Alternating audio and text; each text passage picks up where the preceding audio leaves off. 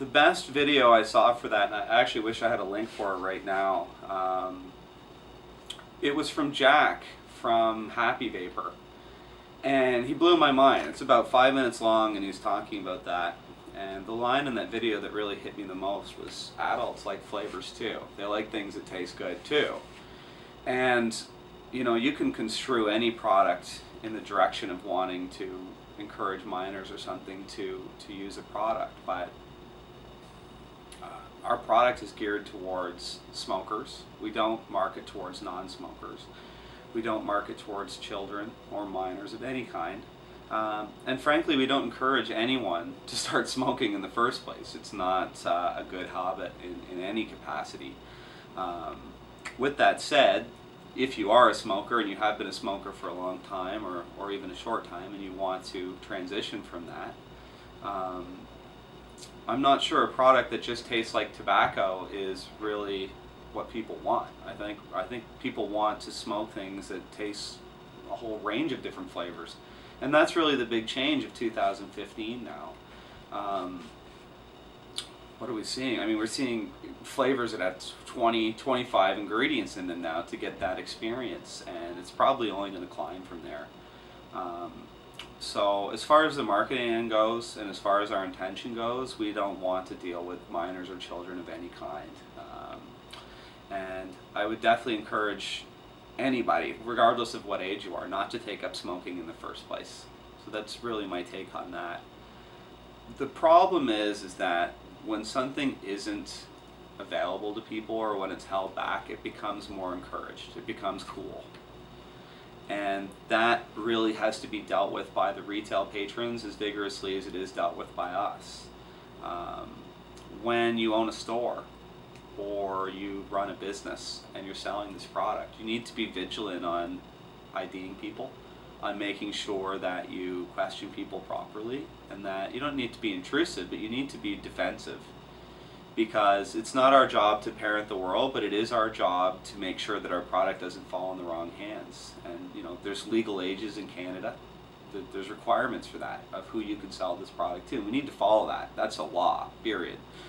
And then there's the ethical end of it, which is, you know, do you want to get a minor smoking? If that's really what you want to do, then frankly, I don't want you as part of our family of stores, because you're now putting profits above the health of the community. And you know, without making too much of a stand here, because I don't want to start making big enemies, but that was the strategy for a long time, for many, many decades in smoking. People put profits above the health of the community, and you know, you saw where that led. Doesn't work. Hurts people, right? So that's my take on that. Perfect.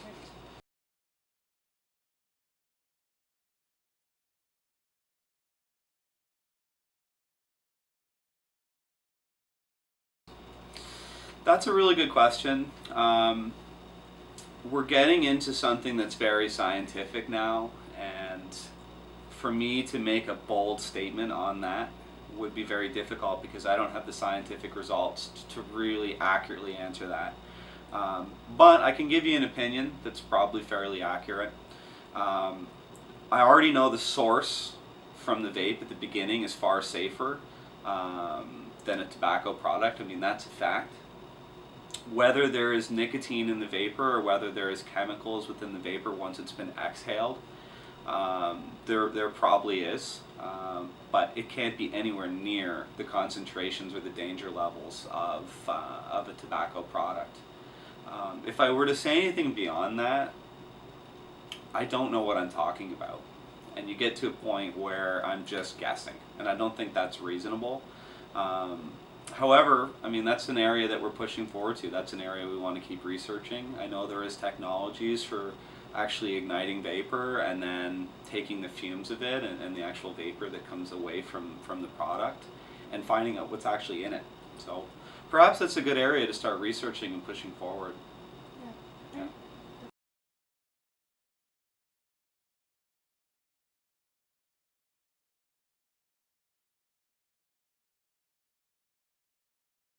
I actually, when you asked this question, I stumbled on it a little bit. And the reason why is because I wanted to get the exact technical answer on it, so I just called Angela from manufacturing to be certain of that.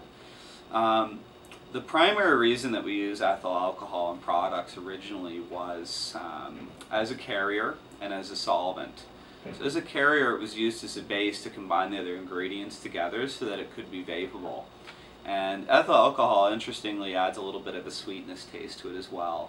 And also in some products it was used as a solvent. And what that allowed to happen was you could take multiple flavors that normally don't combine together properly and make them combine together and stay that way so you can vape them. Moving on from there, I think there's a bit of a concern in using that. I also don't think, or I think you'd be surprised to see a lot of products out there have alcohol in them.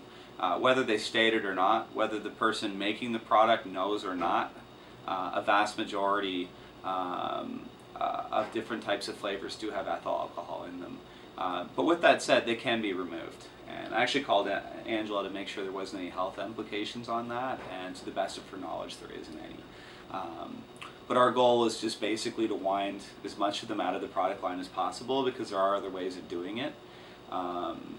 And I think that's where we'll be at. I think you'll end up with the 2 or 3 products in the lineup that have ethyl alcohol that's used as a solvent to combine the flavors, simply because that's the way it works. But the ones that we can pull away from and do something different, that's what we're going to do.